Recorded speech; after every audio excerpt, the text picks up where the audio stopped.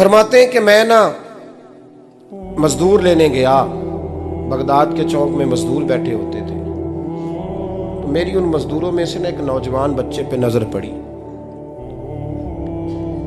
बड़ा कमजोर सा वजूद था, लेकिन चेहरे पर इबादत का निशान था। माथा बताता था कि नमाज का बड़ा ख्याल रखता है। मैं उसके करीब गया। चेहरे भी बड़ा कुछ बताते हैं ना, चेहरों में भी बड़ी रानाई होती है। फरमाते हैं मैं करीब गया, मैंने उसको कहा बेटे मजदूरी करोगे? तो कहने लगा मजदूरों में बैठा हूँ तो हुजूर मजदूरी के लिए ही तो बैठा हूँ। तो मैंने कहा कि चलो फिर। कहने लगा नहीं, मेरी कुछ शर्तें। मैंने कहा बताओ। कहने लगा पहली शर्त यह है कि लोग 4 दिनार दिहाड़ी लेते हैं, मैं 3 दिनार लूँगा। मैंने कहा यार भाई तो बड़ी बेहतरीन है, बाकी भी इस तरह की रख ले। उसने कहा हुजूर दूसरी शर्त यह है कि मैं आपकी मुकम्मल बात मानूंगा, लेकिन जब अजान हो जाएगी फिर आपकी नहीं सुनूंगा। तीसरी बात उसने ये की कि हुजूर मैं आपके घर में काम करूंगा पर आपके किसी सवाल का जवाब नहीं दूंगा।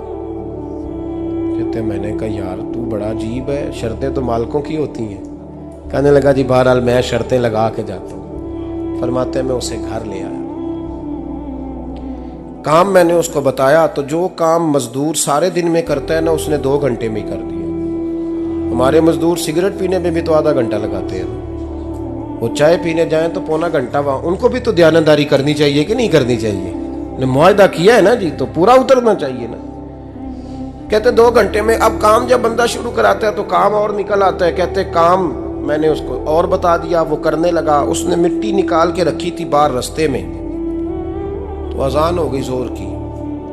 उसने वहीं कुदाल छोड़ी कही और चलने लगा। तो मेरा बेटा कहने लगा इसको जरा बराबर कर दो। कहने लगे चुप कर जा, तेरे बाप से बात हुई थी, जब अजान होती है तो मैं किसी और की नहीं सुनता, सिर्फ अल्लाह रसूल की सुनता हूँ।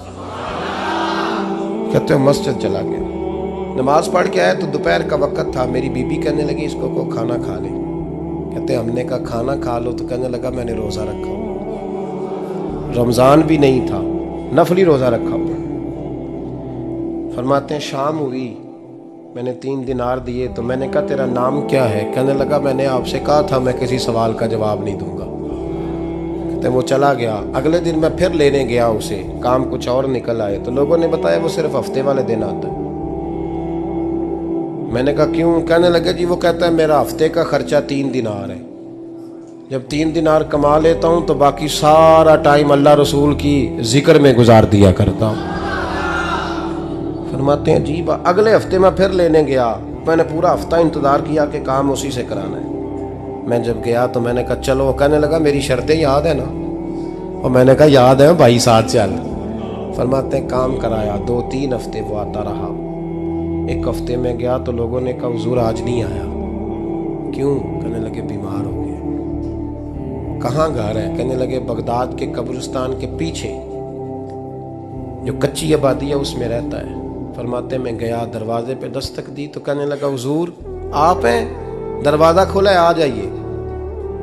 फरमाते हैं मैं अंदर गया तो मैंने कहा तुम्हें कैसे पता चला मैं आया हूँ? कहने लगा हुजूर अल्लाह वाले हो, आप नहीं आना था, वरना अमीर तो गरीबों का पता लेने कोई नहीं आते। कहते मैं करीब गया तो कहने लगा मैं आपका इंतज़ार कर रहा था, तेज़ बुखार है, तप रहा। जेब से कुछ पैसे निकाले, कहने लगा ये पैसे रख लें। एक अंगूठी निकाली, कहने लगा हुजूर आज रात को मेरा इंतकाल हो जाएगा, इन पैसों का कफन खरीद के सुबह जनाजा पढ़ के मुझे दफन कर देना, और जब दफन करो तो ये अंगूठी लेके असर के बाद हारून रशीद के पास जाना। आप उसे कहना मैंने मिलना है, पर वो आपको टाइम नहीं देगा।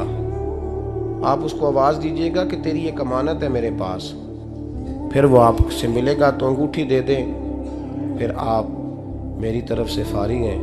हज़रत फरमाने लगे तेरा नाम? और कहने लगा हुजूर वक़्त थोड़ा है, आज रात मैंने जाना है, बड़ी लंबी माफ़ी मांगनी है रब करीम से, अगर मुनासिब समझे तो मुझे अपने रब से तन्हाई कर दे दें। फरमाते हैं मैं आ गया, पर उसकी बातों ने मुझे सारी रात सोने नहीं दिया। फरमाते हैं सुबह बड़ी मुश्किल से सूरज निकला, मैं गया दरवाजे पे हाथ रखा तो दरवाज़ा खुला हुआ था। अंदर दाखिल हुआ तो खुशबुएं मेरा इस्तकबाल कर रही थी। जब चेहरे से कपड़ा हटाया तो उसका तो इंतकाल हो चुका। इंतकाल हो चुका है, ऐसे है जैसे किसी का दीदार करके सोया है। कहते मैं तो 2 आदमी ले गया था जनाजे पे, पर पता नहीं दुनिया किधर किधर से आई, कहां कहां से। अखां जदों मीटियां जमाना मैनू रोवेगा, अपना ते अपना बेगाना मैनू रोवेगा। फरमाते हैं मैं तो 2 बंदे ले गया था, पर पता नहीं मखलूक कहां कहां से आई। जनाजा पड़ा, दफन किया। हारून रशीद के पास में असर के बाद गया, मैंने बुलाना चाहा पर बादशाह था, मेरी तरफ देखा ही नहीं। मैंने उसको कहा तेरी ये अमानत मेरे पास है। फरमाते हैं वो मुझे कोने पे ले गया, क्या बात है, कमरे में बुलाया, मैंने अंगूठी दी। हारून रशीद तो चीखे मारने लगा, कहने लगा अंगूठी वाला कहाँ है? मैंने कहा वो तो इंतकाल कर गया। कहने लगा मुझे कब्र पे ले चल। कहते मैं कब्र पे लाया तो वो लेट गया, तड़प के रोने लगा। मैंने कहा मेरा कलेजा फट जाएगा, ना उसने कुछ बताया ना तूने बताया, ये कौन था? तो हारून रशीद कहने लगा ये मेरा बेटा था। मैंने कहा तेरा बेटा और मजदूर? कहने लगा हुजूर ये हजरत दाऊद ताई के पास बैठा करता था, उनका मुरीद था, मुझे रोज कहता था अब्बा तूने बड़ी दुनिया इकट्ठी कर ली है, मरते वक्त तुझसे टांगे समेटी नहीं जाएंगी, इतना हिसाब नहीं तू दे सकेगा। मैं इसको समझा देता, इसकी अम्मा समझा देती। ये रोज हमें कहता छोड़ दो, आ जाओ अल्लाह रसूल की बारगाह में झुक जाएं।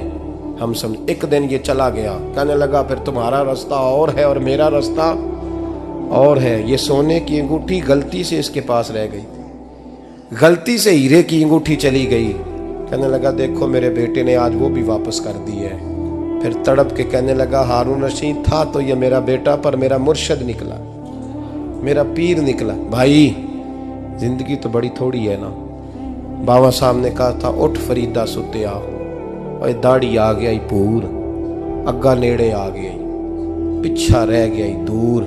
उठ फरीदा सुत्या खलकत वेखन जा, मते कोई मिल जाई बख्शिया ते तू ही बख्शिया जा।